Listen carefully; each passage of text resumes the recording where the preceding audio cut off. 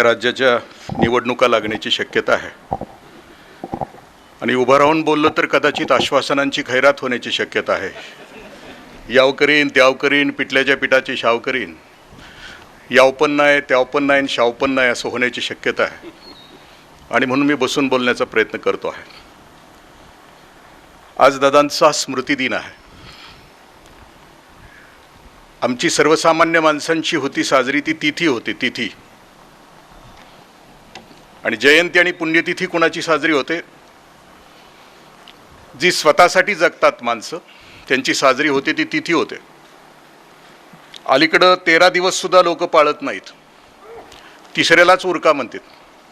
म्हणजे 13 दिवस सुद्धा लक्षात ठेवायची त्या नातेवाईकांची इच्छा नाही. अखंड आयुष्यभर फक्त स्वतःसाठी जगतात ती माणसं त्यांची साजरी होते ती तिथी होते. मी हम दो हमारे दो और माँ बाप फेक दो या दळभद्री दुनियेमध्ये फक्त स्वतःच्याच स्वार्थाचा विचार करणाऱ्या माणसांची साजरी होती ती तिथी होते. मरताना सुद्धा ही माणसं नीट मरत नाहीत. मरताना यांचा फोटो काढला तर हा वाकड्या तोंडाचाच येतो. आणि मग हा फोटो ज्या वेळेला दिवाणखान्यामध्ये लावण्यात येतो त्यावेळेला नवीन सून घरात येते आणि तिच्या लक्षात येतं की दिवाणखान्याचं एस्थेटिक व्हॅल्यू या फोटोनं कमी केली, डेकोरेशन कमी केलं आणि म्हणून तो भिंतीवरचा फोटो सुद्धा कॉटच्या खाली जातो. म्हणजे फोटोचं अस्तित्व सुद्धा 6 महिन्याच्या पुढं आमच्यासारख्या स्वार्थी माणसाचं नसतं. मग तिथे आणि पुण्यतिथी कोणाची साजरी होते की ज्यानं अखंड आयुष्यभर आपल्या आयुष्याचा कण, आपल्या आयुष्याचा क्षण अनेकांच्या उद्धारासाठी वापरला. आपल्या आयुष्याची अखंड पुण्याई अनेक घरांच्या मध्ये दिवा लावण्यासाठी केली. आपल्या आयुष्यातला प्रत्येक क्षण लोकांच्या कल्याणासाठी ज्यांनी वेचला ते पुण्यपुरुष असतात आणि म्हणून त्यांची असते ती पुण्यस्मृती असते. जयराम दादा, दिलीप दादा हे वारसदार आहेत. असा बाप मिळणं तुकोबराय म्हणतात की जगी ऐसा बाप व्हावा ज्याचा वंश सिद्धीस जावा असं म्हटलं. म्हणजे आयुष्यामध्ये आपल्याला असा बाप मिळावा की कालच्या व्याख्यानामध्ये गळसासी सर म्हटले की 7 वर्षाच्या आतल्या लेकराला आईबापानं सांगायला पाहिजे की पापाचा पैसा घरात नाही घ्यायचा. आईबापानं 7 वर्षाच्या आतल्या पोराला सांगितलं पाहिजे की प्रामाणिकपणा हे बुद्धिमंतापेक्षा चांगल्याचं लक्षण आहे. कमी बुद्धिमान असलास तरी चालेल पण तू प्रामाणिक वागला पाहिजेस तुझ्या आयुष्यामध्ये. यासाठी तुकोबराय असं म्हणतात की जगी ऐसा बाप व्हावा ज्याचा वंश सिद्धीस जावा. आपल्याला बाप असा मिळाला पाहिजे की त्यांना आपली अख्खी दौलत ही नव्हे, सत्ता संपत्ती पद प्रतिष्ठा मान नव्हे तर उत्कृष्ट आणि उन्नत जीवन जगण्याची कला शिकण्याचं एक सगळ्यात मोठं भांडवल बापानं आणि आईनं पुढच्या पिढीला द्यायला पाहिजे. हा कार्यक्रम गेले 2 दिवस तुम्ही ऐकतात. मला खूप आनंद होतो आहे की मगाच्यापासून तुम्ही या वयातली लेकरं इतकी शांत म्हणजे बसलेली आहेत. म्हणजे जगातलं 7वं आश्चर्य असं म्हटलं, 8वं आश्चर्य असं म्हणलं. आणि मुली बसलेत म्हणजे किती, म्हणजे 2 मुली एका ठिकाणी न बोलता 5 मिनिटं बसल्या होत्या असं कधी होत नाही. पण या प्रांगणामध्ये घडतं आहे हे मी माझ्या उघड्या डोळ्यांनी या दिवसामध्ये पाहतो आहे. लेकिन माझ्या तुम्हाला खूप खूप धन्यवाद.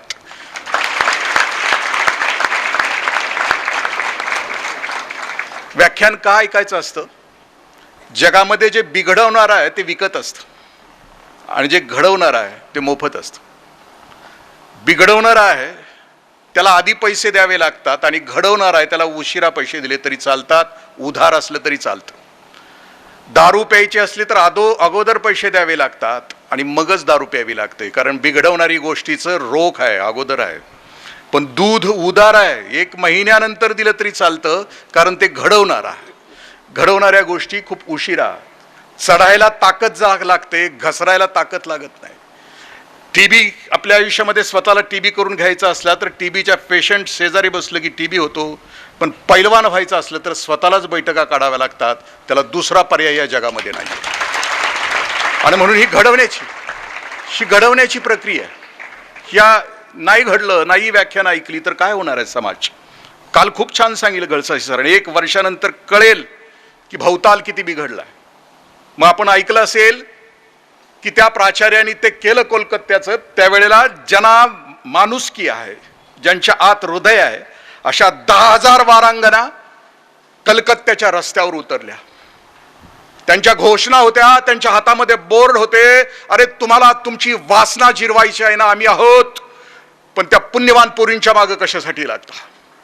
म्हणजे ज्यांचं शरीर आमच्या वासनेनं छल्ली झालंय त्या वारांगना मोर्चा काढतात आणि माणुसकीचं दर्शन दाखवतात. कारण काळ संपत चाललाय आणि म्हणून काल जाग करणारी व्याख्यानं त्यासाठी आहेत की घसरणाऱ्या समाजाला उभं करण्यासाठी शब्दांचं सामर्थ्य घेऊन तुमच्या या वयामध्ये ती पेरणी करावी लागते. आपण वाचली असेल, पुण्याचे न्यायाधीश त्यांचे पती गेल्या 5 तारखेला वाराणसीला गेले होते. काही धार्मिक विधी होता, विधी करता करता त्या नदीमध्ये गंगेमध्ये कोसळले. त्यांच्या बरोबर त्यांचे मित्र होते. त्या मित्राने असं सांगितलं की काढा, आमच्या मित्रांना काढा, ते बुडायला लागले होते. ते नावाडी म्हणत होते की 10,000 रुपये द्या तरच आम्ही नावात सोडतो. ते म्हटले की देतो, आमच्याकडे रोख नाहीये. ते म्हटले फोन पे करा. फोन पे करेपर्यंत ते त्या न्यायाधीशांचे मिस्टर वाराणसीच्या नदीमध्ये संपून गेले. देह संपला.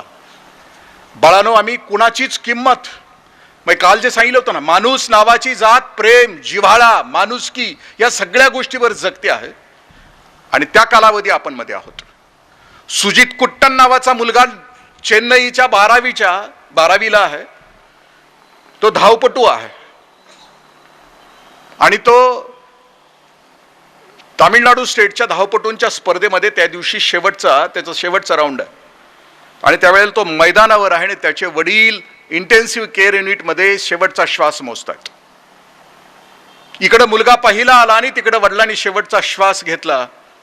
अख्ख्या चेन्नईमध्ये पालकांची अनेक शिबिरं झाली आणि त्याच्यामध्ये परिसंवाद झाला की सुजित कुट्टननं या वेळेला कुठं असायला पाहिजे होतं, मैदानावर जिंकण्यासाठी, जगाला दाखवण्यासाठी, स्पर्धा जिंकण्यासाठी असायला पाहिजे होतं का आपले वडील शेवटचा श्वास घेत आहेत, त्यांच्या शेजारी त्यांच्या डोक्यावर हात ठेवून मृत्यूच्या समयी आपल्या वडिलांच्या सोबत असायला पाहिजे होतं. कारण जो निघाला, येणारा काळ जो आहे ना, गतिमान आहे. आणि काल परवा ज्या व्याख्यात्याने आपल्याला सांगितलं ना की हे सगळं तुमच्यावर आहे, आम्ही तर बन चुके आहे, आम्ही जे आहेत ना 30-35 वर्षाच्या वरचे, आम्ही नुसत्या चर्चा करणार, आमच्यामध्ये हिंमत नाही, आमच्यामध्ये ताकद नाही. काय तुमच्यामध्ये ताकद आहे, समारोपाच्या मी एका उदाहरणाने आपल्याशी शेअर करेन. व्याख्यान कशासाठी असतं किंवा प्रबोधन कशासाठी असतं. एक लेखक महोदय आपल्या बायकोच्या समवेत एका शहराच्या गल्लीमधून निघाले होते आणि त्या गल्लीमध्ये एक खूप मजेदार पाटी होती. त्या पाटीवर असं लिहिलं होतं, हे दुकान मंगळवारी बंद राहील आणि ज्याला वाचता येत नाही त्यांनी शेजारच्या दुकानात विचारावं. पाटी गमतीशीर होती. हे दुकान मंगळवारी बंद राहील, ज्याला वाचता येत नाही त्यांनी शेजारच्या दुकानात विचारावं. बायकोला थांबवलं, त्यांनी वाचायला लावलं. त्या महोदयाने वाचलंस? ती वाचलं म्हटलं. ते म्हटले वाचलं. ते म्हटले ह्याच्यात हसण्यासारखं काय आहे, अशी दंबाजी असते रस्त्यावर, अनुभव येईल नंतर तुम्हाला. अनुभव आलेले आम्ही सगळेजण आहोत. संध्याकाळ झाली, घरी गेले महोदय. संध्याकाळ झाल्यानंतर त्यांची धर्मपत्नी डोक्यावर पांघरून घेऊन हसायला लागली आत. पती महोदयांना वाटलं की हिला सकाळचं आत्ता कळलं का काय, काही लोकांना उद्या कळेल. तिने म्हटलं का हसलीस? ती उठून म्हटली काय लिहिलं होतं त्या पाठीवर, हे दुकान मंगळवारी बंद राहील आणि ज्याला वाचता येत नाही त्यांनी शेजारच्या दुकानामध्ये विचारावं. मग तुला आत्ता कळालं का? ती म्हणजे नाही हो, माझी शंका वेगळीच आहे. म्हणजे काय शंका आहे तुझी? ते म्हणजे ते दुकान सुद्धा बंद असेल तर आम्ही विचारायचं कोणाला, हा महत्वाचा प्रश्न.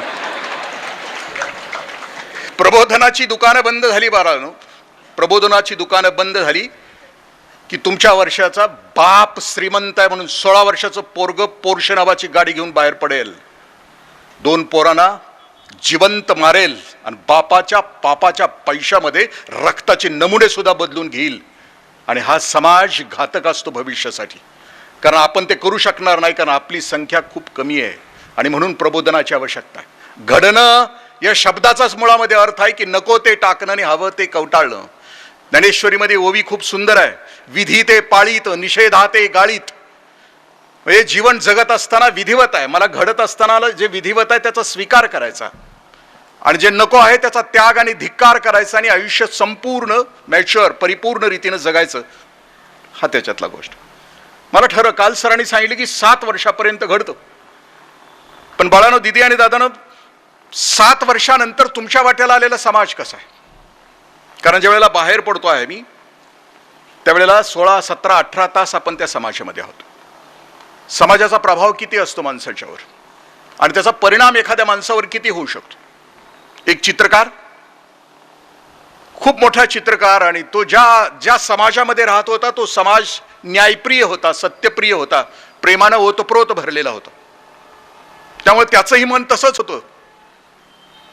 त्या चित्रकारानं विचार केला की मला एक चित्र काढायचं आहे की देवस्वरूप जी व्यक्ती असेल त्याचं काढायचं. मग त्यानं विचार करायला सुरुवात केली की असं देवस्वरूप कोण असेल. मग तो म्हटला की 9-10 वर्षाचा मुलगा असेल, कारण 13 वर्षानंतर बिघडायला सुरुवात होते. 13 to 19 आपलं वय 13 to 19, कारण ती कुमारी होते, तो कुमार होतो, त्याला टीन एज असं म्हणायचं. मग टीन एज नंतर लबाडी सुरू होते. मग हे टीन एज सुरू झाले की म्हणते आईला काय कळतंय, ती म्हणते बाला काय कळतंय, ते म्हणते आईला काय कळतंय, आणि फर्स्ट इयर सेकंड इयरला गेल्यानंतर म्हणते प्राध्यापकांना काय कळतंय. तिथपर्यंत म्हणजे ह्यालाच सगळं कळतं ह्या वयामध्ये, ते कारण हे वय तेच असतं. मग तो चित्रकार विचार करतो की मग कोणाचं चित्र काढावं, तर मग एखाद्या 9-10 वर्षाचं की अजून निरागस आहे, अजून पाप नाही आहे त्याच्या मनामध्ये. मग तो एक शाळा शोधतो, एक निरागस चेहऱ्याचं लेकरू काढतो बाहेर. शनिवारी त्या सुवर्ण सकाळी त्या बाळाचं चित्र काढायला सुरुवात करतो. चित्र 2-3 तास त्या मुलाला बसवून घेऊन तो चित्र काढतो, ब्रश ठेवून देतोस, करोडो रुपयाला ते चित्र विकलं जातं. पण काळ निघून जातो आणि 20 वर्षानंतर जो आत्ताचा काळ आहे, जो पतित, मी आत्ता म्हणतो की घसरलेला काळ, म्हणजे या समाजामध्ये फक्त अप्रामाणिकपणाला किंमत आहे, या समाजामध्ये फक्त बेईमानीला किंमत आहे, या समाजामध्ये फक्त हरामखोरीला किंमत आहे. हे 20 वर्षाचा हा काळ आल्यानंतर त्या चित्रकारानं विचार केला की या जगातलं मला सगळ्यात दुष्ट माणसाचं चित्र काढायचं.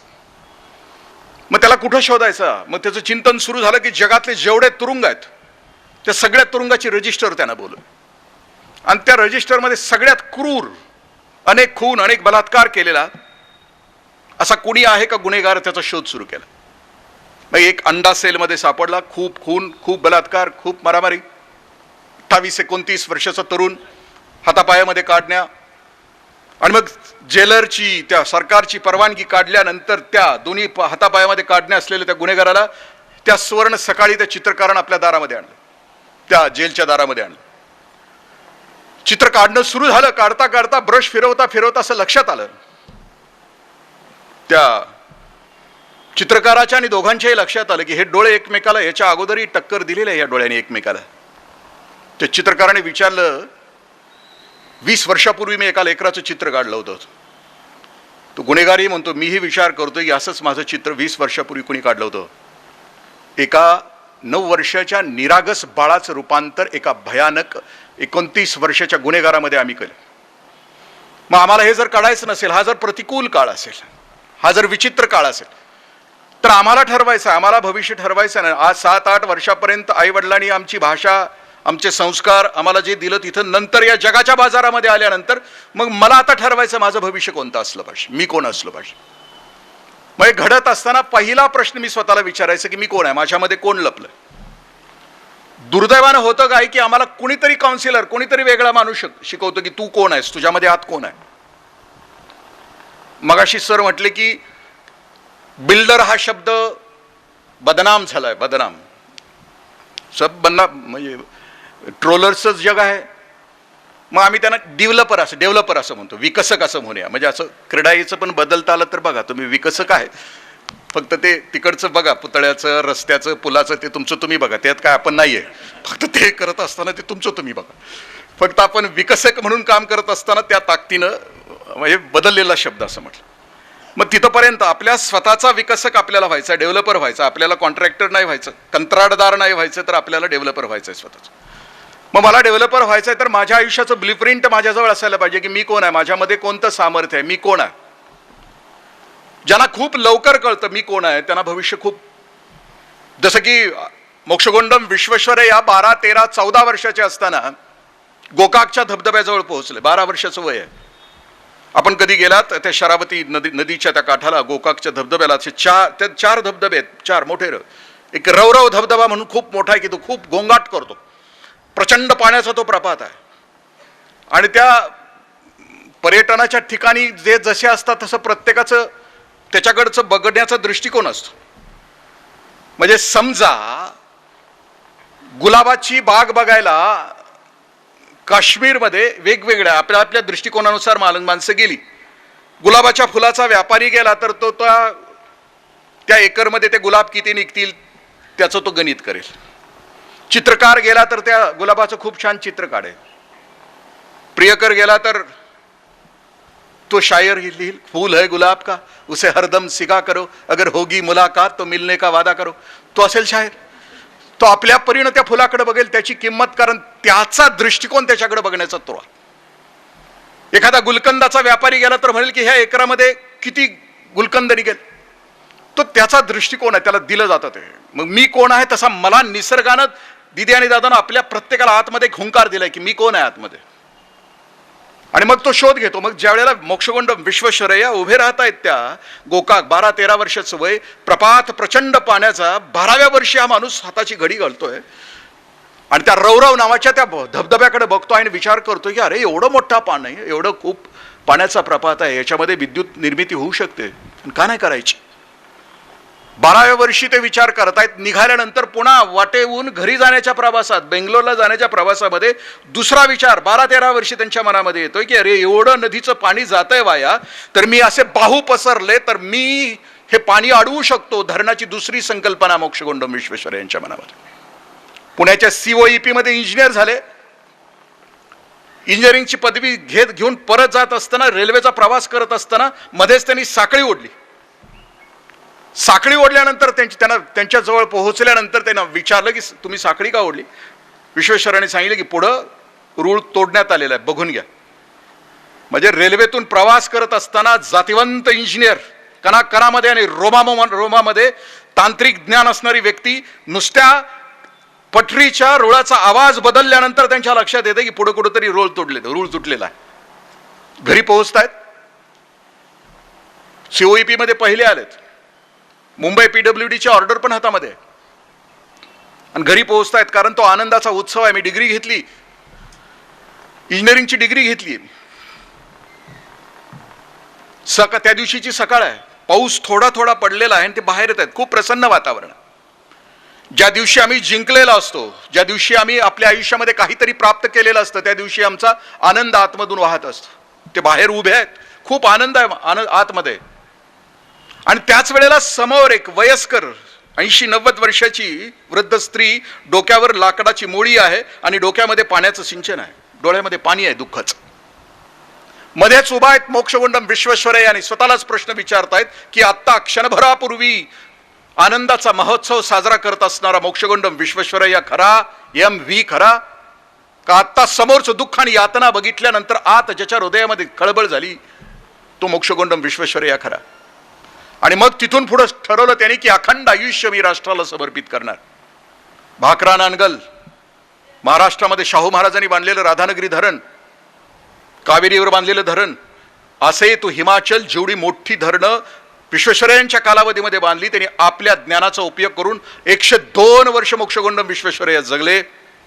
आणि भारतामध्ये आपल्या कर्तबगारीची त्यांनी स्मारकं बांधली. मी कोण आहे, म्हणजे या 3.5 हाताच्या देहानं मला काय करायचं. चुकून वाचायची सवय असली, आपलं करिअर खऱ्या अर्थाने निवडायचं असलं तर एक पुस्तक मी आपल्याला विनंती करीन वाचायला. अभय बंग सरांचं पुस्तक आहे, या जीवनाचं करायचं काय म्हणून आहे. त्याच्यामध्ये करिअर निवडत असताना तरुणाईला आता आव्हान केलं की अरे तुम्ही शिक्षणाचा संबंध स्वतःच्या पॅकेजसाठी नका करू. कारण आता शिक्षणाचा संबंध प्रेस्टीज, पॅकेज आणि प्रॉपर्टी या 3 गोष्टीसाठी जोडला जातो. मला सन्मान मिळाला पाहिजे, मला प्रॉपर्टी मिळाली पाहिजे, मला पॅकेज मिळालं पाहिजे. शिक्षणाचा संबंध आम्ही इन्कमशी जोडल्यानंतर जे आत्ताचं चित्र आहे ते, आणि त्याच्यातून नवीन माणूस घडू शकत नाही. तर घडायचं असेल तर ते विनंती करतायत सगळ्या तरुणाईला की स्वतःचा स्वभाव कोणता आहे ओळखा, मी कोण आहे ओळखा, माझ्यामध्ये आत काय लपलंय ते ओळखा, माझा स्वधर्म कोणता आहे ओळखा आणि माझा युगधर्म कोणता आहे ओळखा, आणि त्याच्यातून तुमचं करिअर निवडा. आम्हाला सामान्य म्हणून जगायचं नाही. मग आता पहिली गोष्ट आपली ठरली की माझ्यामध्ये नक्की कोण आहे, मी कोण आहे, मला काय द्यायचं आहे जगाला. कोणीतरी दुसऱ्यानं सांगितलं म्हणून मला ते घडायचं नाही. आपल्याला काउन्सिलर खूप असतात, इकडं जा तिकडं जा, खूप पॅकेज, खूप प्रॉपर्टी, खूप प्रेस्टिज. पण खरं करिअर निवडत असताना मला ज्या त्यामध्ये आनंद मिळणार आहे, मला समाधान मिळणार आहे, त्या गोष्टीचं करिअर निवडायचं असतं. पूर्वी एक काळ असा होता की माणूस म्हणजे आरशाचा शोध अजून लागायचा होता. माणूस स्वतःचा चेहरा मरेपर्यंत बघू शकत नव्हता. किती भयानक काळ असेल बघा. आरसाच नव्हता, स्वतःचा चेहरा मरेपर्यंत बघता येत नव्हता. भांग बिंग भानगडच नाही. अर्धा अर्धा तास आरशासमोर घालवणाऱ्याला तो काळ किती भयानक गेला असेल आपल्या लक्षात येईल. तुम्हीच नसता आरशासमोर, आम्ही सुद्धा असतो. प्रौढ माणसं आम्ही असतो ना, आम्हाला वृद्धापकाळ यायला लागला की आम्ही सुद्धा आरशासमोर असतो. मी आज यायचं म्हणून काल मी अर्धा तास डांबरीकरण करत होतो, कारण मला वृद्धत्व झाकायचं होतं ना, फ्रीजमध्ये ठेवायचं होतं माझं प्रौढत्व. असा तो भयानक काळ. त्या कालावधीमध्ये शेतात काम करणाऱ्या एका शेतकऱ्याला एक दगड सापडला. दगडावरची माती बाजूला गेल्यानंतर त्याच्या असं लक्षात आलं की त्या गुळगुळीत दगडामध्ये त्याचा चेहरा दिसतोय, पण त्याचा चेहरा बरोबर वडिलांच्या सारखा होता. त्याला खूप आनंद झाला. येतो मेरे पापा जान आहे, माझे वडील आहेत म्हणतो. इतका आनंद झाला, ते दगड आणताय, दगड आणलेला दगड घरी येऊन वर असं माळ्या वरच्या मजल्यावर नेऊन ठेवते. रोज सकाळी आंघोळ करते आणि वडिलांचं दर्शन घ्यायला वर ते दगडाकडे जाते. वडिलांना बघते, खाली येते. बायकोच्या लक्षात यायला लागलं की अलीकडे हे हसतंय. लग्न झालेली माणसं हसत नाहीत. माझ्या डाव्या उजव्या बाजूला दोन्हीकडे बघा, खाली बसलेल्यांच्याकडे बघा. कारण पु ल देशपांडे असं म्हणतात की लग्न हा एक असा किल्ला आहे की त्याच्या बाहेर असणारे आत जाण्यासाठी धडपडतात आणि आत असणारे बाहेर जाण्यासाठी गुदमरतात. आपली कंडिशन काय, आपला आपण तपासा. ते म्हणे हंस क्यों रहे, आप क्यों हंस रहे? मैं कुछ नहीं, पापा मिलते. मैं कहाँ मिलते? ते घाबरत घाबरत वर गेलं, वरनं दगड आणला, बायकोच्या हातात दिला. म्हणजे बघ, तिनं त्या दगडामध्ये बघितलं, तिचा चेहरा ती पहिल्यांदा बघत होती, तिनं बघितलेलाच नव्हता. ती म्हणले, ए दूसरी औरत कहाँ से लाई? ये नहीं है, बाबा है, पप्पा है. ते म्हणले, नहीं दूसरी औरत है. खटला काजी के पास चला गया, न्यायाधीशाकडे गेला. न्यायाधीश म्हटलं काय? ते म्हणले कुछ नाही, बाबा मिलते. नाही, दुसरी औरत आहे. न्यायाधीश म्हटलं आण दगड इकडं. न्यायाधीशानं दगड घेतला, त्यानं त्या दगडामध्ये आपला चेहरा बघितला. न्यायाधीशांचा चेहरा तो त्याच्या आजोबासारखा होता, त्यांच्या आजोबासारखा होता. ते म्हणजे येतो मेरे नानी जान आहे. कहाणी संपली. कुणाला माहीत नसणारी माणसं आम्हाला आमचं करिअर ठरवायला पुढे येतात. अमका हो, तमका हो. माझं सामर्थ्य काय मला माहीत नसतं. जब्बार पटेल, डॉक्टर श्रीराम लागू चरित्र वाचा. आई वडिलांनी जबरदस्तीनं मेडिकलला घालवलं म्हणून ते डॉक्टर झाले, पण त्याला नव्हतं जायचं, त्यांना अभिनय करायचा. मला ज्या गोष्टीमध्ये आनंद होतो त्या गोष्टीची निवड करता येणं म्हणजे माझ्या घडण्याला सुरुवात होणं, माझ्या घडल्याला सुरुवात होणं. म्हणजे आणि खूप लवकर कळणं माझ्यामध्ये कोण आहे. माझं एक परमनंट, जसं की कार्तिकी गायकवाड नावाची पोरगी, बरोबर, गायिका आहे. तिनं गाणं म्हणते ती, आणि आता गायिका आहे खूप चांगली. ती चुकून माझ्यासारख्या करिअर ओरिएंटेड आईबापाच्या पोटी जन्माला आली असती. लातूर पॅटर्न, कोठा पॅटर्न, घास घास घास. 10वी आणि 12वी म्हणजे अंतिम. 10वी आणि 12वी मध्ये असलेल्या घरामध्ये कधीतरी प्रवेश करा तुम्ही. 10वीला आणि 12वीला जे बाळ आहे का नाही, त्या घरामध्ये प्रवेश करा. भयानक शांतता असते. आत्ताच कोणाचा तरी 10वा किंवा 12वा झाला असं वातावरण असतं. कारण आम्ही करिअरची दारं 10वी आणि 12वी, अरे आहे ना, मान्य आहे आपल्याला, पोटापुरतं कमवायचं, पण नुसतं पोटाची खळगी भरण्यासाठी, अर्थप्राप्तीसाठी जीवन नाहीये, अर्थपूर्ण जगण्यासाठी जीवन आहे, हे कळावं, ते म्हणजे घडणं आहे. अर्थप्राप्तीसाठी जर नुसतं जगणं असेल तर मग 73 कोटी रुपये देऊन 3 तास नाचण्यासाठी लग्नामध्ये नर्तकी आणली जाते. तिचं नृत्य साजरं व्हावं म्हणून 13 ट्रक साहित्य परदेशातून आणलं जातं स्टेज सजवायला. त्याच्यासाठी नाहीये. एका बाजूला ते जगणं आहे, नाही दुसऱ्या बाजूला 1000 हॉस्पिटल्स काढले जातात ओरिसामध्ये की जी मोफत आहेत, ज्यांच्या अंगावरची साडी 1000 रुपयापेक्षा जास्त नसते. 3000 टाकेमध्ये. सुधा मूर्तींनी स्वतःचं एक उदाहरण दिले बघा. अमेरिकेतून येत आहेत त्या, बिझनेस क्लासमध्ये बसलाय त्याने. तथागत श्रीमंत असणाऱ्या त्या स्त्रिया त्यांची टिंगल उडवत आहेत की हे केटल कॅडर इथं कसं काय बसलाय, सुधा मूर्तींच्याकडे बघून. आणि दुसऱ्या दिवशी बेंगलोरमध्ये स्वतःच्या संस्थेला डोनेशन मागायला सुधामूर्तींच्या समोर गेल्यानंतर लक्षात येते की अरे कोणाच्या पुढे आहेत आपण. एका बाजूला हजारो हॉस्पिटल्स काढणारी, पैशाचा वेगळा विनियोग करणारी, 1.5 लाख तुमच्यासारख्या लेकरांचं शिक्षण पूर्ण करणारी, दारामध्ये कुणी आला तर वंचित न जाणारी, रस्त्यावरून निघाला तरी पावलं आपोआप, नजरा आपोआप पावलांच्याकडे जातात, जणू देवी चालावी पृथ्वी तरावर.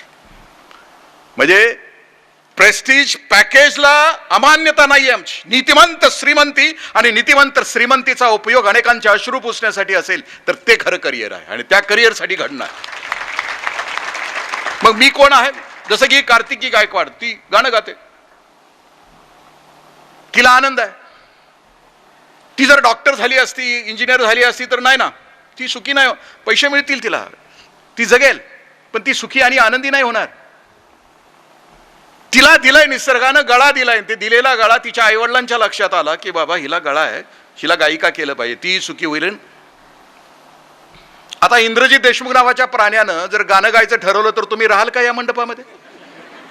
कारण मला दिलंय नरड, आणि नरड दिल्यानंतर जर गाण्याचा प्रयत्न केला तर ते माझ्या आयुष्याचं नुकसानच आहे ना.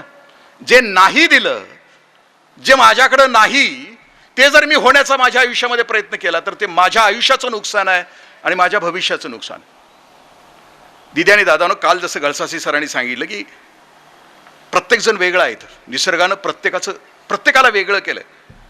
गदी माडगुळकरांचं एक गाणं आहे खूप, घटाघटाचे रूप आगळे प्रत्येकाचे दैव वेगळे. प्रत्येकजण वेगळा आहे, निसर्गानं प्रत्येकाला वेगळं काहीतरी दिलं.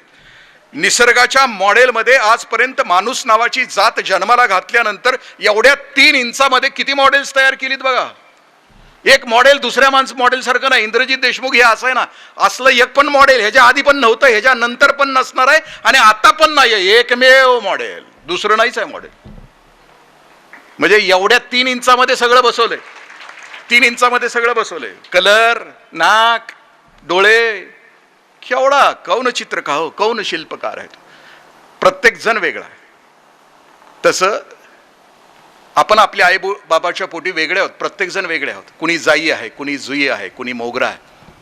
पण जगाच्या बाजारामध्ये गुलाबाच्या फुलाला मार्केट आहे म्हणून आमचे बापजादे आमचा जाई जुई मोगऱ्याच्या कळ्या कुस्करून गुलाबाचं फूल तयार करण्याचा प्रयत्न करतात.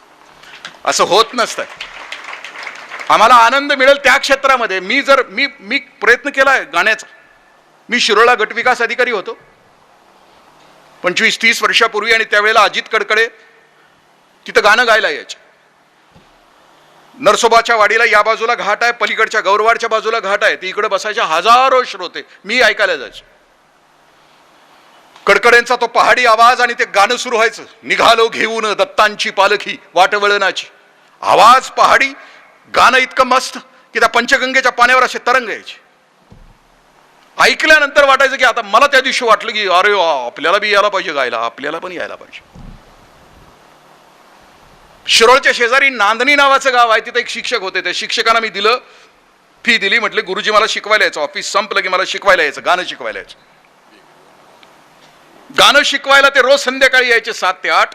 एकच गाणं मला आठवडाभर शिकवतो, 1 महिना शिकवतो. एकच गाणं, जैस्या परी आहे तैस्या स्थिती राहे कौतुक पाहे संचिताचे. एकच गाणं. 1 महिन्यानंतर गुरुजींनी माझे पैसे माझ्या टेबलवर ठेवले. म्हणले साहेब जाऊ द्या, मला मी नाही येणार उद्यापासून. मी म्हटलं का नाही? म्हणले माझा आवाज बदलायच्यात मला सोडून द्या. म्हणजे जो मी नाही दिदे आणि दादानो तो मी होण्याचा माझ्या आयुष्यामध्ये प्रयत्न केला तर ते माझ्या आयुष्याचं दुर्दैव असतं, होऊ शकत नाही. आणि त्याच्यामध्ये मला आनंदही मिळत नाही. मी म्हणजे त्या ग्रीक कथेमध्ये तो सिसिफस नावाचा जो कॅरेक्टर आहे त्याला एक शिक्षा दिलेली त्याच्या राजानं की तुझ्या गावातला एक दगड आहे गुंडगुळा, तो दगड सकाळी घ्यायचा डोक्यावर आणि तुझ्या गावातली जी टेकडी आहे त्या टेकडीवर नेऊन ठेवायची. तो दगड इतका विक्षिप्त असतो की दगड रात्री तो निष्ठून खाली यायचा. त्या कथेतला तो सिसिफसला तो राजा शिक्षा देतोय, तो असं सांगतोय की तो दगड परत उद्या तुझा वर दगड राहिल्याशिवाय तुझं काम संपलेलं नाही. सिसिफस मरेपर्यंत दिवसभर दगड डोक्यावर घेऊन वर नेऊन ठेवायचा. वर ठेवला की दगड निसटायचा, रोज सकाळी उठायचा आणि जायचा. एक चाकोरीबद्ध आयुष्य. जसं मी जगलो 25 वर्ष. आमचा सकाळी डबा घ्यायचा, दगड घेऊन आम्ही जायचो डोक्यावर, 10ला ऑफिसमध्ये, 6ला दगड, त्या दिवशीचा पोच करायचो आम्ही, 6ला घरी यायचो, परत दुसऱ्या दिवशी डबा. आणि मग असं करता करता आमची 30-35 वर्षाची सर्व्हिस होते. आणि सर्व्हिस झाली की आम्ही रिटायर होतो. मग रिटायर झालं की आम्ही आयुष्यभर हसलेलो नसतो. आम्ही सरकारी अधिकारी, आर्वे साहेब माझ्या शेजारी येतात, हसतायत ते, पण नोकरीत असताना आम्ही हसत नसतो. मग आम्हाला रिटायर झाल्यानंतर आम्ही नाना नानी पार्कमध्ये येतो एकत्र. आम्हाला हसवायला कोणीतरी येतं इथे, योग शिक्षक नावाचा हास्य योगवाला. मग ते शिकवतं कसं, ते शिकवत असते, हस म्हणते, हा खो खो खो खो खो खो खो खो खो खो. आणि त्या म्हाताऱ्या कोताऱ्यांच्याकडे, आमच्यासारख्याकडे बघून, ते रस्त्यावर उभं असलेलं एक 3-4 वर्षाचं पोरग ह्यांच्याकडे बघून निर्मळ असतं. आपल्या ध्यानात येत नाही हे खरं ते खरं.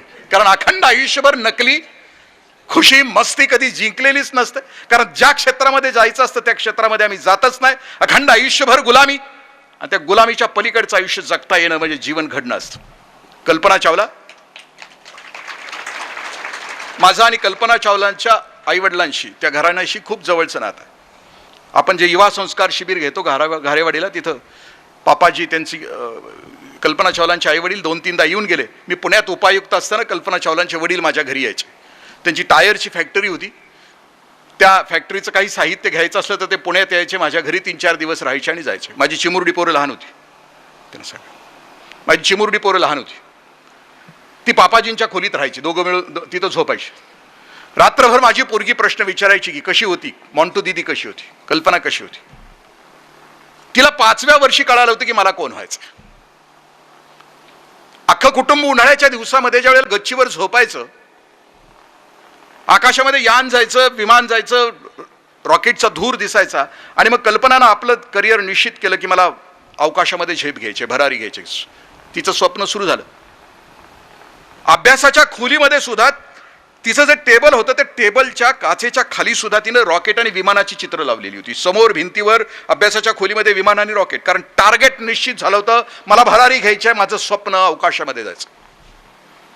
ती एरोनॉटिक्स इंजिनिअरिंगची पदवी पूर्ण केली. 5व्या वर्षी समजलं होतं की माझा जन्म त्यासाठी. अमेरिकेला पोहोचली. इंजिनियर झाल्यानंतर जॉन पिरे नावाच्या तरुणाबरोबर विमान उडवायला शिकली. अंतराळवीराची परीक्षा होती, त्याची बुद्धिमत्तेची परीक्षा तिनं पास केली. दुसरी अंतराळामध्ये जाण्यासाठी दुसरी परीक्षा असते, ती धैर्याची असते, ती पराक्रमाची असते. घाबरणारं अंतराळामध्ये जाऊ शकत नाही. पालीला घाबरणारं, कॉक्रोचला घाबरणारं, ब्रेक लागला की ओरडणारं नाही जाऊ शकत.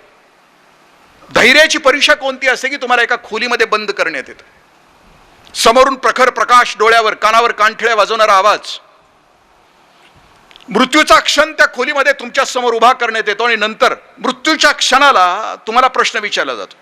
म्हणजे मृत्यूच्या क्षणाला सुद्धा ज्याचं मन विचलित होत नाही तो असतो पराक्रमी, तो असतो धैर्यवान. त्या परीक्षेमध्ये कल्पना पास झाली. पहिल्यांदा ती अवकाशामध्ये गेली. 9 वर्ष देश सोडून झाला होता. तिचं यान अवकाशामध्ये होतं, पृथ्वी होती, प्रदक्षिणा घालत होतं, आणि तिला भारताची आठवण आली.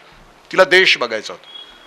आता आपण बघतो आहोत सुनीता विल्यम्स, थोडासा प्रॉब्लेम झालाय, अन्न वर जायला तयार नाही सॅटेलाइटमध्ये. अख्खं जग प्रयत्न करत आहे तिच्यासाठी. ती त्या अवकाशामध्ये असताना कल्पनाला आठवण आली देशाची, आणि तिने कॅप्टन साहेबांना सांगितलं, कॅप्टन साहेब, भारताच्या कक्षेच्या वर आपलं यान आलं की मला माझा देश बघायचा, मला देश मला दाखवा. भारताच्या कक्षेच्या वर हजारो किलोमीटरवर ज्यावेळेस सॅटेलाइट आलं, कॅप्टन साहेबांनी मॉन्टूला, कल्पना चावलाला बोलवलं, दाखवलं, बघ बघ देश आपला, बघ देश. आणि ती देश बघत होती. त्या कॉम्प्युटरच्या पडद्यावर चेंडूच्या आकाराची पृथ्वी, बंगालचा उपसागर, हिंदी महासागर आणि अरबी समुद्र याच्यामधून वर गेलेला तो द्वीपकल्प. आणि तिनं नुकताच एक चित्रपट बघितला होता, आणि त्या चित्रपटातलं एक गीत तिच्या मनामध्ये, तिथं डोळ्यामध्ये पाणी, आणि ते गीत म्हणत होते, ए दुनिया एक दुल्हन दुल्हन एक माथे की बिंदिया, ये मेरा आय लव माय वतन मेरा. इंडिया या शब्दाचा अर्थ बाळानो असा आहे की I never delay in action. मी माझ्या कृतीमध्ये कधी उशीर करत नाही. मी विचार ऐकला, माझं जीवन घडण्यासाठी तो मी अंमलात आणणारा, मी कृतीमध्ये उशीर करत नाही. त्याला म्हणायचं की इंडियन आम्ही ते आहोत, आणि आपल्याला ते करायचं आहे.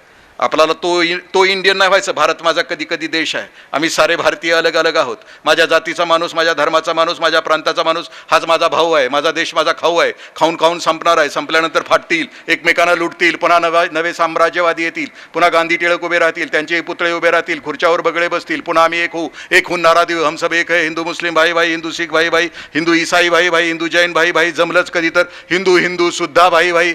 मी आरशासमोर उभा राहतो, मलाच नमस्कार करतो. मला फक्त माझ्याच स्वप्नांची तहान आहे, म्हणूनच माझा देश महान आहे. तेव्हा माझ्या जातीचा जय जयकार असो, माझ्या धर्माचा जय जयकार असो, माझ्या प्रांताचा जय जयकार असो, माझ्या प्रांताचा जय जयकार असो, आणि जमलंच कधी तर माझ्या देशाचा जय जयकार असो. देश लास्ट. तिला तिथं देश आठवतो आहे. I never delay in action. दुसऱ्या वेळेला कल्पना अवकाशामध्ये पोहोचली. 35 मिनिटाचा अवकाश होता. अख्खी पृथ्वी तिची वाट बघत होतो. नासा, इस्रो, तिच्या गावातल्या मैत्रिणी, तिचे सगळे नातेवाईक ते बघत होते, पण येऊ शकली नाही. 35 मिनिटाचा अवकाश तिचं यान अवकाशामध्ये फुटलं. पापाशी माझ्या पोरीला सांगत होते की तिच्या श्रद्धांजलीच्या कार्यक्रमाला मी अमेरिकेमध्ये पोहोचलो. हजारो तरुण त्या 60 टेकडीच्या पायथ्याशी माझ्या पोरीला श्रद्धांजलीच्या कार्यक्रमासाठी उपस्थित होते. अमेरिकेचे राष्ट्राध्यक्ष उपस्थित होते. श्रद्धांजलीचा कार्यक्रम सुरू होता आणि त्या हजारो तरुणांच्या मध्ये कोपऱ्यात 200-250 तरुणांची फौज धाय मुलकून रडत होती. कार्यक्रम संपला आणि आम्ही आई बाबा, मॉन्टूदी, कल्पना चावलाचे आई बाबा म्हणून आम्ही त्या रडणाऱ्या मुलांच्या त्या थव्यापर्यंत पोहोचलो. त्या पोरांना प्रश्न विचारला की बाळानो, रडता का? त्या पोराने उत्तर दिले की आम्ही सगळे अनाथ आहोत. गेले 9 वर्ष मॉन्टू दिदी आमचा सांभाळ करते. आज गेली, आम्ही आज खरे अनाथ झालो. कल्पनाचे पापा माझ्या पोरीला सांगत होते, बाप कसा असतो. माझ्या पोरीनं मला मोठं कसं केलं. घरी गेल्यानंतर पोरीची दौलत बघत होते. काय होतं घरी गेल्यानंतर त्यांच्या लक्षात आलं की घरी गेल्यानंतर दौलत काय होती. फक्त 3 ड्रेस, अखंड आयुष्यभर 3च ड्रेस ती वापरत होती कल्पना. एक वडील आपल्या पोरीची दौलत सांगत होते. कधीच चेहऱ्यावर सौंदर्य प्रसाधनं नाही वापरली. सौंदर्य प्रसाधनाचे सगळे पैसे भारतात असताना सुद्धा आणि तिकडं असताना सुद्धा ती अनाथाश्रमाला पाठवायची. एक चप्पल 12 वर्ष वापरायची. पण या वेळेला दुसऱ्या वेळेला जात असताना पापाजी सांगत होते की माझी पोरगी माझ्यापेक्षा किती मोठी होती. कारण बाप समजायचं असला तर पोरगी व्हावं लागतं, आणि आई समजायची असलं तर पोरगा व्हावं लागतं.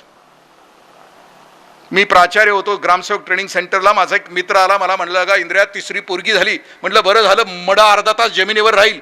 कार्ट असलं की म्हणते म्हाताऱ्याला उचला, लई ताप दिलाय, कशाला ठेवलंय. पण भाऊकी म्हणते थांबा, लेक यायचे. लेक येईपर्यंत मड ठेवलं जातं बापाचं. कारण लेक असणं म्हणजे लई मोठं पुण्य असणं. एखाद्या बापाला 4 पोरी असल्या, 3 पोरी दुःखाच्या घरी नांदत असल्या आणि 1 पोरगी सुखाच्या, 3 पोरी सुखाच्या घरी नांदत असल्या आणि 1 पोरगी दुःखाच्या घरी नांदत असली तर बाप नावाची वस्तू ज्या पोरी सुखाच्या घरी नांदतात ना तिकडे जात नाही. पण जिला एक दुःखामध्ये तिच्या घरी आठवड्यातनं एकदा लाचारासारखं जाऊन आल्याशिवाय राहत नाही तिच्या सुखासाठी. पापाजी सांगत होते की माझी पोरगी दुसऱ्या वेळेला अवकाशामध्ये जात असताना तिला नीतीचा करार कळाला होता. परत येणं होणार नाही, तिला कळाला होता नीतीचा करार. म्हणून उड्डाणाच्या अगोदर 3 दिवस तिच्या खात्यावर लाखो डॉलर शिल्लक होते.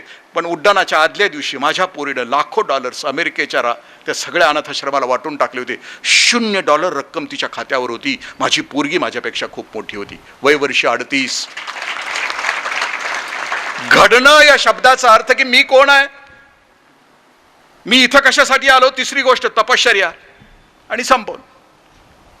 म्हणजे आता 2री गोष्ट घडत असताना त्याच्या पुढची गोष्ट की मी इथं कशासाठी आलो. सोमवारी जन्म, मंगळवारी मोठं होणं, बुधवारी लग्न, गुरुवारी पोरं, शुक्रवारी आजारी पडणं, शनिवारी लईच आजारी पडणं, नाईतवारी ह्याच्यासाठी जन्माला आलो का नाही आलो. मी इथं कशासाठी आलो याचं भान असणं. आम्ही या महाविद्यालयामध्ये माणूस म्हणून आम्ही सगळेजण, आमची सगळ्यांची भेट या पृथ्वी तलाला 70, 80, 90 वर्ष. याच्या पलीकडे आयुष्य नाही ना आमचं. ते अजीज नाजा कवालीतनं म्हणते की याद रख वो सिकंदर के हौसले जो आली थे जब गया था दुनिया से दोनों हात खाली थे. त्याच्यासाठी नव्हतं ना तुझं आयुष्य. मग मला समजायला पाहिजे की मला 3.5 हाताचा देह मला मिळाला आहे. या पृथ्वीला मी भेट देतोय 80-90 वर्षाची. तर मग या 3.5 हाताच्या देहाचं मला काय करायचं? मी इथं कशासाठी आलो? परफेक्ट मला माहित असणं म्हणजे घडण्याची प्रक्रिया सुरू होणं. इथं कशासाठी आलो? या देशाचा एक राजा रिटायर झाला, वयस्कर झाला, आणि त्या राजाने असं ठरवलं की मला राजा निवडायचं. राजा निवडत असताना माझ्या राज्यातला जो मुलगा राजा होण्याच्या लायकीचा आहे त्याला राजा करायचं ठरवलं. 9-10 वर्षाचा मुलगा राजा होण्याचा निवडायचा, त्याला 10-15 वर्ष शिकवायचं आणि मग राजेपद द्यायचं. आणि म्हणून त्या राजाने एक कमिटी निवडली. कमिटी म्हणजे काम कमी आणि टी जादा म्हणजे कमी टी. एक सल्लागार समिती नेमली. सल्लागार समिती म्हणजे सल्ला देऊन जी गार पाडते त्याला सल्लागार समिती असं म्हणायचं. अशी एक सल्लागार समिती नेमली आणि त्या समितीला सांगितलं की 9-10 वर्षाची मुलं तुमच्यासमोर जी इंटरव्ह्यूला येतील त्यातलं जे मटेरियल आहे, राजा होण्याच्या लायकीचं जे मटेरियल आहे ते निवडायचं आणि त्याला राजा करायचं. तुम्हाला कशी नजर असते? हे लव्ह मटेरियल आहे, हे मॅरेज मटेरियल आहे, कुणी शिकवलंय का? पण हे कुठून येतं? हे आतून येतं ना, कुठलं मटेरियल काय आणि कुठलं मटेरियल काय. तसं त्या कमिटीला ज्याला भान आहे, ज्याला निवड करता येते, याच्यामध्ये आत क्षमता कोणत्या आहेत, गुण कोणत्या आहेत, अशी कमिटी नेमली आणि तिला सांगितलं की निवडायची. राज्यामध्ये दवंडी पिटली. 9-10 वर्षाची पोरं. इंटरव्ह्यू सुरू झाले. इंटरव्ह्यूची कमिटी अशी वर बसलेली असायची, खाली कार्पेट, वर झुमरस, समोरून बाळ यायचं. बाळ येतानाच ती कमिटी बघायची की याच्यामध्ये आत्मविश्वास आहे का, राजा होण्याची पात्रता याच्या चालीमध्ये आहे की दमदार चालतंय का, याची चाल स्वतःची आहे का, खानची आहे का, ओबेरायची आहे का, बच्चनची आहे. आलीच समोर, तो मुलगा आला समोर की कमिटी त्याला 3 प्रश्न विचारायची. तुझं नाव काय, तुझं गाव कुठलं, आणि इथं कशासाठी आला. 3 प्रश्न विचारायचे. काळ बदललेला असला तरी इच्छा तीच, ती प्रत्येक पोरग उत्तर द्यायचं, इथं कशासाठी आला. खरं तर राजा व्हायचं. मग ते म्हणायचं की राजा झालो की मग लाल दिव्याची गाडी, मग थंडा मतलब कोका कोला, ये दिल मांगे मोर. राजा होणं म्हणजे अनेकांचे अश्रू पुसणं, अनेकांना सुखी करणं. 39 दिवस इंटरव्ह्यू सुरू होते. ते मला जगायचं कशासाठी मगाशी सांगितलं, पॅकेज, प्रेस्टिज, प्रॉपर्टी, P3P. त्या राज्याच्या कोपऱ्यातल्या एका डोंगराच्या कपारीला एका झोपडीमधलं एक लेकरू होतं. त्याचा चुलता त्याला म्हटलं की तू का नाही जात इंटरव्ह्यूला. ते लेकरू म्हटलं की नाही, माझ्या अंगावर कपडे नाही आहेत चांगले. चुलता म्हटलं ही कमिटी कपड्यावरून नाही आहे परीक्षा करत. आज सुद्धा आम्ही माणसाची परीक्षा कपड्यावरून करतो. त्याच्या अंगावरची कपडे कुठली, त्याची गाडी कुठली, त्याच्या डोळ्याचा गॉगल कुठला, त्याचा कमरेचा मोबाईल कुठला, त्याचा शूज कुठला. जाहिराती सुद्धा कपड्याच्या आमच्या कशा आहेत बघा. बघतोस काय रागानं, लिनन घातलंय वाघानं. म्हणजे आम्ही हे असली घातली की आम्ही शिळी, आणि लिनन घातलेले वाघ. तेरी साडी से मेरी साडी सफेद कैसी. अरे, कपड्यावरून माणसाची परीक्षा केली जाते का? तो चुलता म्हटला जा, आहे ती कपडे धू, सकाळी इंटरव्ह्यूला जा. बाळानं कपडे धुतली. त्याच्या पिंडरीच्या जवळ जी फाटलेली होती ती स्वतःच शिवली. पिंडरीच्या खाली सुद्धा त्याची विचार नव्हती. तो दुसऱ्या दिवशी इंटरव्ह्यूला आला. शेवटचा दिवस होता. कमिटी चहा पिऊन पिऊन थकली होती, प्रश्न विचारून विचारून थकली होती. ते शिपाई होताना ते आत्ताच्याच काळातलं होतं. चिकना पोरगा दिसला, अंगावरची कपडे चांगली दिसली की ते आज जाताना त्याला नमस्कार करायचं. इंटरव्ह्यूला जाताना त्याला विचारलं की का रे, का त्यालाच का नमस्कार करतो. ते सांगायचं काय सांगावं, ह्यातलाच कोणीतरी राजा होणार आहे, आत्तापासून नमस्कार केलेला बरा. आता हे 1-2 महिन्यामध्ये दिसलं आपल्याला, हिकडनं तिकडं, तिकडनं हिकडं चालणार आहे. उद्या कळेल. इंटरव्ह्यू सुरू होते. आपला हिरो होता, फेल दाबली की पुढे याचा शिपाई पाठीमागं पाठवायचा. 39 जणांचे इंटरव्ह्यू झाले. कमिटीच्या अध्यक्षाने त्या शिपाईला विचारलं, राहिले का शिल्लक. ती शिपाई म्हणते हाय एक, पण मला नाही वाटत राजा होईल. आता त्याला कोणी विचारले का? त्याला काय MPCचा चेअरमन केलाय का? पण उगाचच आपल्याकडे भुरट्यांची संख्या लई आहे. मुख्यमंत्री ठरत नव्हते तर 15 दिवस कट्ट्यावर बसून सांगत होतं हे होईल ते होईल. घरात बायको विचारत नाही आणि मुख्यमंत्री ठरवते.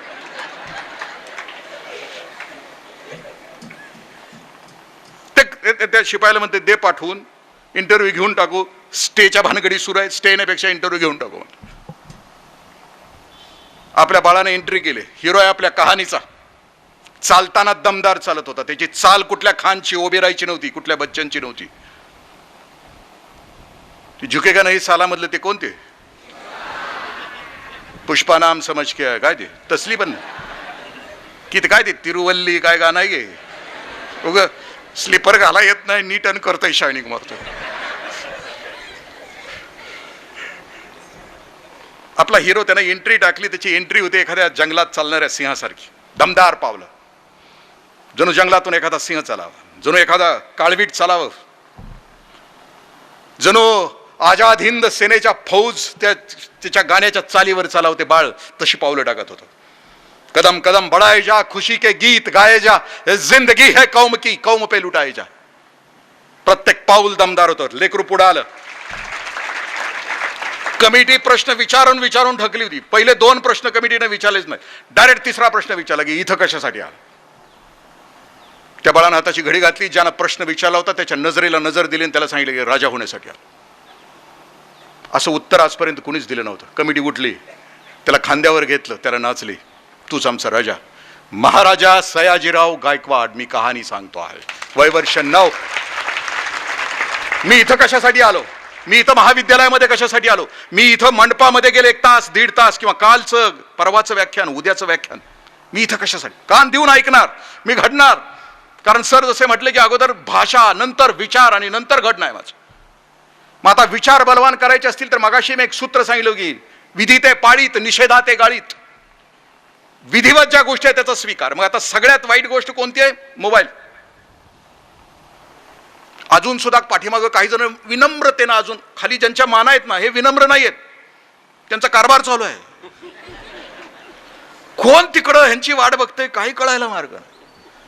माझ्याकडं मोबाईल नाहीये बाळानो. मी माणसात आल्यानंतर माझा मोबाईल बंद ठेवतो, कारण मी जिवंत माणसांना किंमत देतो. माझ्यासाठी तुम्ही देव आहात. संस्कार या शब्दाचा अर्थच मुळामध्ये येते की माझ्या अस्तित्वानं दुसऱ्याच्या अस्तित्वाला धक्का लागणार नाही, असं समूहामध्ये जगणं याचा अर्थ की संस्कार. म्हणजे आचार्य अत्रे सभेला सुरुवात करताना ते जोरात म्हणायचे, सभ्य ग्रहस्थ हो. एक इरसाल फुटणं म्हणलं हो, अत्रे म्हणले तू सोडून. मोबाईल नावाचं यंत्र आहे. माझं लग्न झाल्यानंतर बायको आणि मी एक लग्नाच्या अगोदर आमची एक मीटिंग झाली आणि तिच्यामध्ये आम्ही ठरलं होतं की आपल्या घरामध्ये टीव्ही असणार नाही. ती म्हटली असं का? मी म्हटलं नाही, आपल्याला आपल्या लेकरांचे चांगले आई वडील व्हायचे. 7 वर्षाच्या आतच घडतं ना. माझ्या घरामध्ये टीव्ही नाहीये, अजूनही नाहीये. कारण त्यावेळेला मी टीव्ही म्हणायचो ताबडतोब वाटोळं व्यक्तीचं, कुटुंबाचं आणि समाजाचं. लॉंग फॉर्म होता माझं. टीव्हीवर काय असतं काल गळसा सरांनी सांगितलं.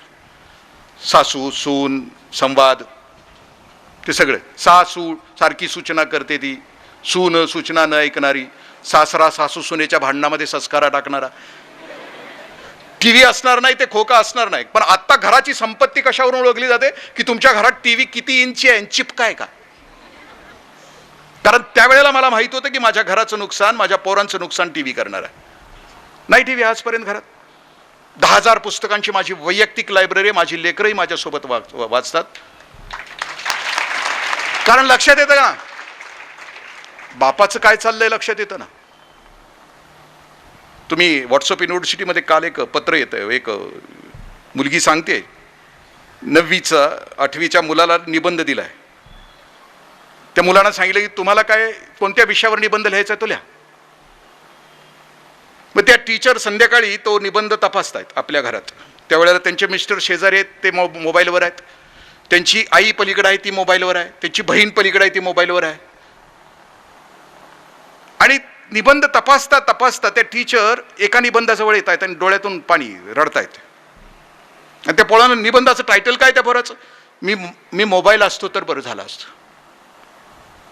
आणि तो निबंधामध्ये काय लिहितो, मी मोबाईल असतो तर मी आईच्या हातात असतो, मी मोबाईल असतो तर वडिलांच्या हातात असतो, मी मोबाईल असतो तर आजीच्या हातात असतो, मी मोबाईल असतो तर मी माझ्या आत्यांच्या हातात असतो.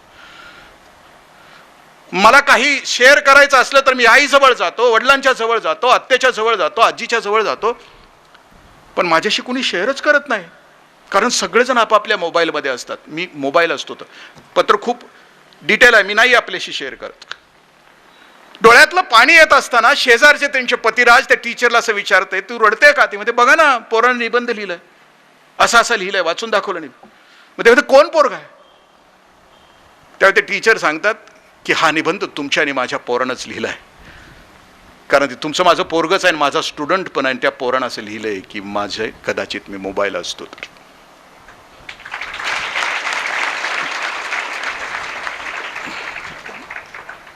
नीलांबरी जोशी बाळानं पुस्तक आहे. ह्या सोशल मीडियानं तुमचं जीवन उद्ध्वस्त करायचं कसं ठरवलं त्याच्यावर तिच्याबद्दल ती लिहिते आहे. 20 ॲप्स आहेत, त्या 20 ॲप्स विषयी ती लिहिते आहे की तरुणाई या 20 ॲप्सनं कशी संपत चालली. पहिलं ॲप ती देत आहे की सेल्फी नावाचं ॲप आहे, आपल्याला सगळ्यांना प्रिय आहे. डुकरासारखं तोंड करणं, घोड्यासारखं तोंड करणं, काढणं.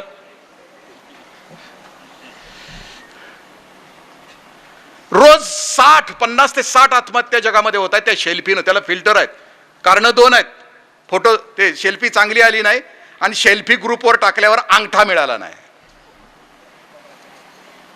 नेटफ्लिक्स नावाची मालिका आहे. नीलांबरी जोशीनी त्या नेटफ्लिक्सच्या डायरेक्टरला एका फोन करून विचारलं की असली घाणेरडी का मालिका ते वेब सिरीज टाकताय.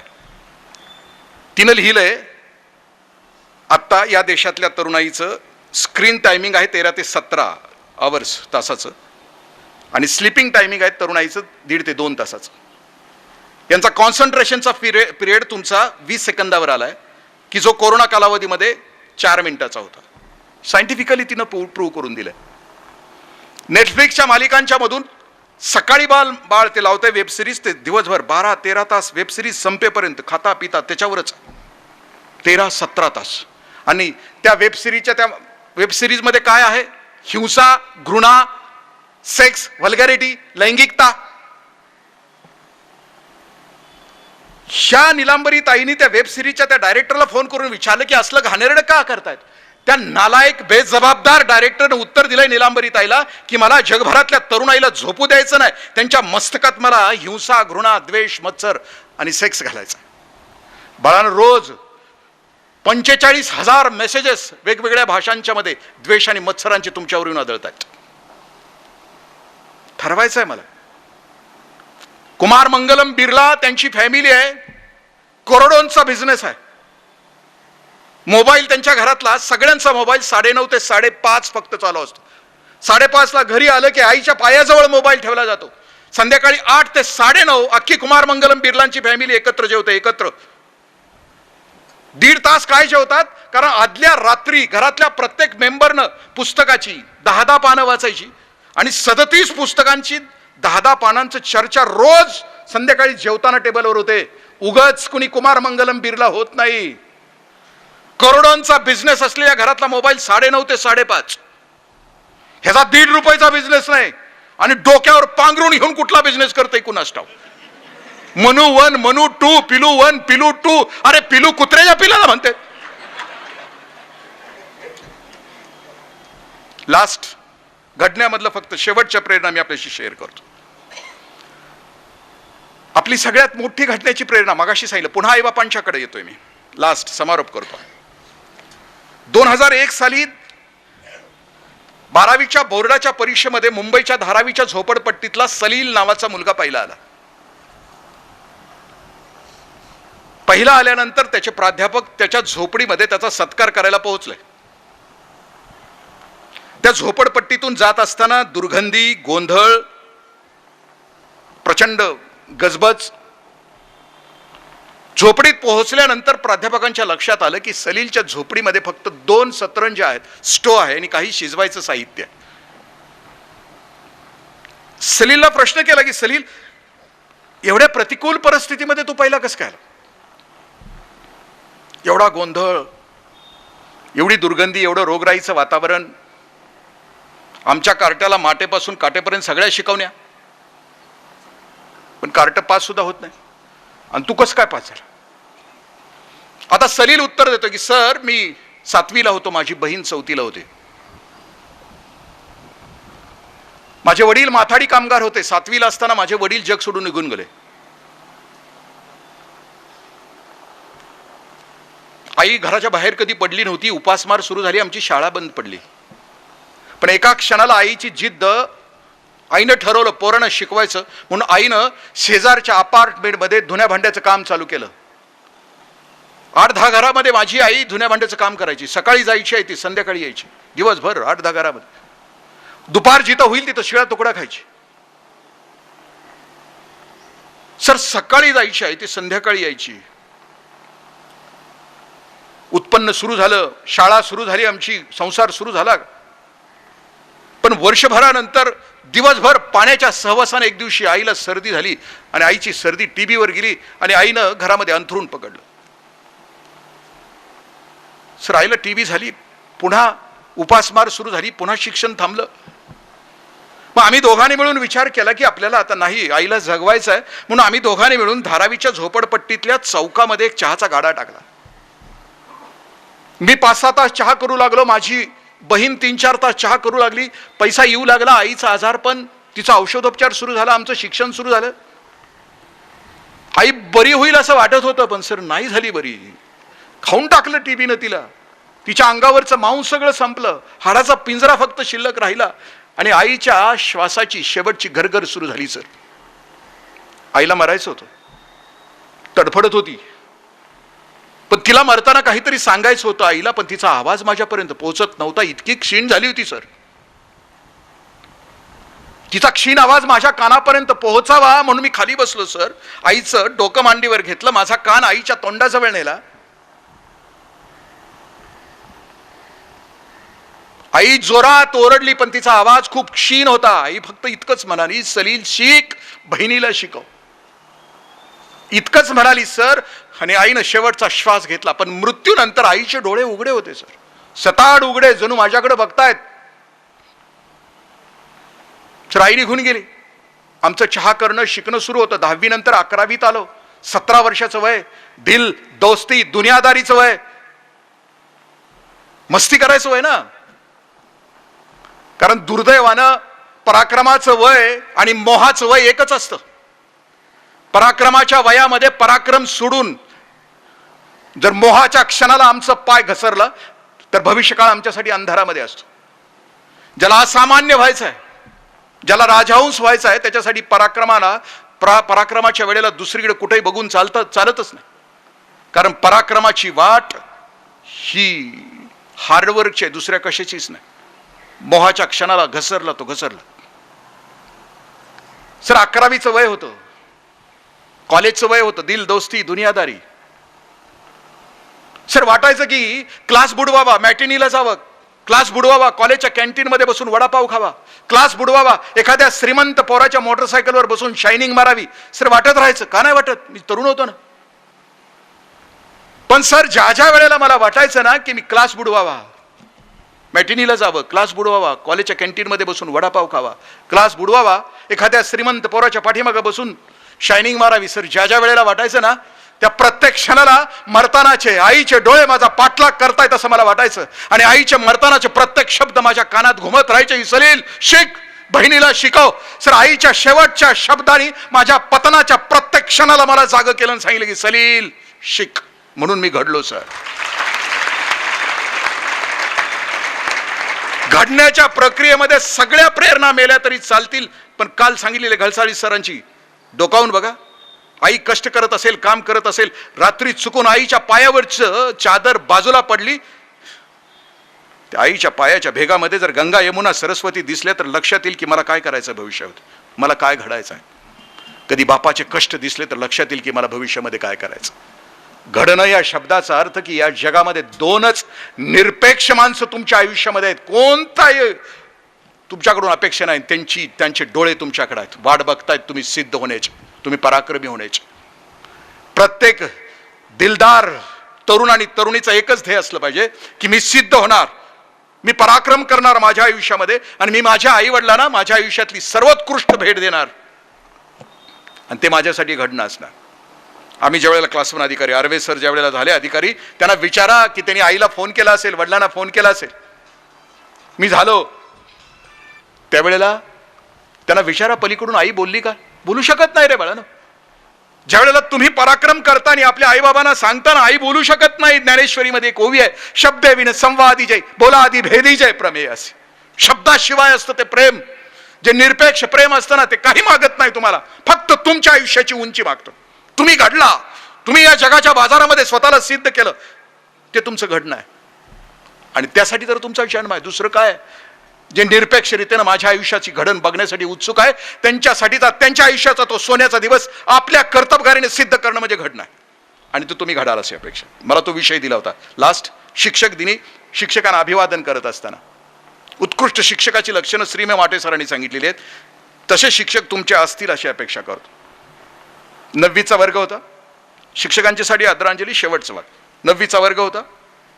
माटेसर वर्गातून फिरून शिकवत होते. खूप कमी जण फिरून शिकवतात, बरेचसे जण माझ्यासारखेच असे बसूनच शिकवतात. पण माटेसर लेकराकडे बघत बघत, प्रत्येकाकडे बघत बघत शिकवायचे. 8वी 9वीचा वर्ग होता. 9वीतल्या त्या मुलाच्या असं लक्षात आलं की फिरून शिकवत असताना 9वीतल्या एका मुलाचा त्याच्या शरीराचा सेंटचा वास येतोय, अत्तराचा वास येतो. माटेसरांना राग आला. ते नुसते शिकवणारे, सिलेबस संपवणारे, पाट्या टाकणारे नव्हते. त्यांनी त्या मुलाला उठवलं, पुस्तक बाजूला ठेवलं, धोडपून काढलं. एवढ्या कमी वयात अत्तर लावतो, लाज नाही वाटत? ज्याच्या आयुष्याला कर्तबगारीचा सुगंध नसतो त्याला अत्तराची आवश्यकता भासते. आता सुद्धा आपल्याकडे बघितलं सगळे ते डिओ मारते ना, फुस फुस. अरे राजानं तर जिथं बर्फ आहे ना तिथं माणसं 8-8 दिवस आंघोळ करत नाहीत म्हणून ते मारत असते. व ते करतंय म्हणून इथं हे बी करते, फुस फुस फुस फुस. घामाचा वास हा जगातला सगळ्यात मोठा अत्तर आहे, दुसरं कुठलाच नाही. आणि जे तुमच्या माझ्या आई बापाकडे आहे, त्या मुलाला चोपत राहिले माटेसर. व लाज नाही वाटत? एवढ्या कमी वयामध्ये अत्तर लावतो. त्याच्या आयुष्याला सुगंध नसतो, त्याला सुगंधाची आवश्यकता भासते. सुरूच होतं, ठोकणं सुरूच होतं. मारून झाल्यानंतर माटेसरांनी हातामध्ये पुस्तक घेतलं, पुन्हा शिकवायला सुरुवात केली. शेजारचा मुलगा उठला, तो म्हटला की सर चूक केली तुम्ही, मारायला नाही पाहिजे होतं त्याला. ते म्हटले का नाही मारायला पाहिजे? 9वीत असताना अत्तर लावेल तर 12वी 11वी 12वीत गेल्यानंतर काय करेल? तो शेजारचा मित्र म्हटला सर त्याची आई आजारी असते, तिची बहीण दिव्यांग आहे. हा रोज 8 ते 10 तास रात्री उदबत्तीच्या कारखान्यामध्ये काम करतो. 8-10 तास उदबत्त्या वळल्यानंतर त्याच्या शरीराला उदबत्त्या वळणाऱ्या त्या अत्तराचा वास येतो.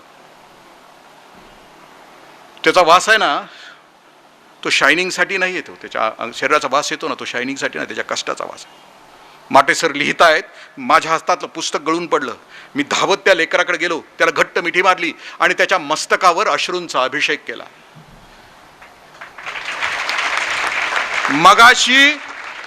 मगाशी लेकरू चुकत नव्हतं, चुकेल भविष्यामध्ये, घसरेल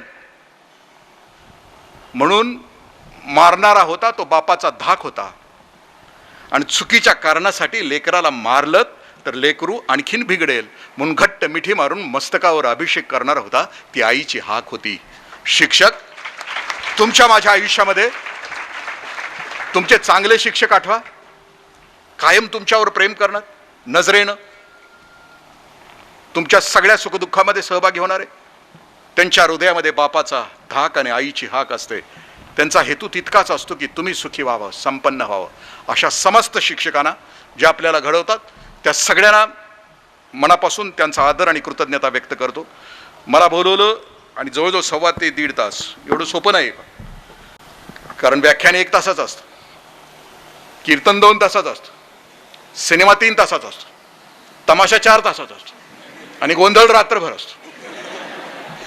माझ्या व्याख्यानाचा गोंधळ न करता खूप मनापासून, बाळानं तुम्ही लय भारी आहे, आमच्या कोल्हापूरच्या भाषेमध्ये लय भारी आहे तुम्ही, तुम्हाला तुमचा योग्य भविष्यकाळ मिळू दे.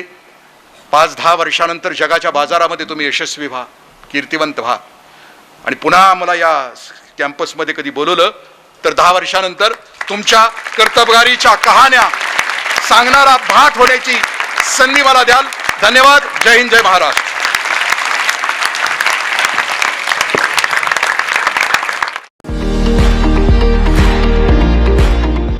विविध कार्यक्रमांसाठी 2000 चौरस फुटाचा AC बँकवेट हॉल, हॉटेल चित्रा एक्झिक्युटिव्ह, लग्न समारंभ, रिसेप्शन, वाढदिवस, सेमिनार तसेच विविध बैठकींसाठी उपयुक्त असा सोलापूर शहराच्या मध्यवर्ती अशा सम्राट चौकातील हॉटेल चित्रा एक्झिक्युटिव्ह मध्ये. पत्ता 195 बुधवार पेठ, सम्राट चौक, चिडगुप्पर हॉस्पिटल समोर, सोलापूर. संपर्क 8956 03 31 00 आणि 8956 03 31 01.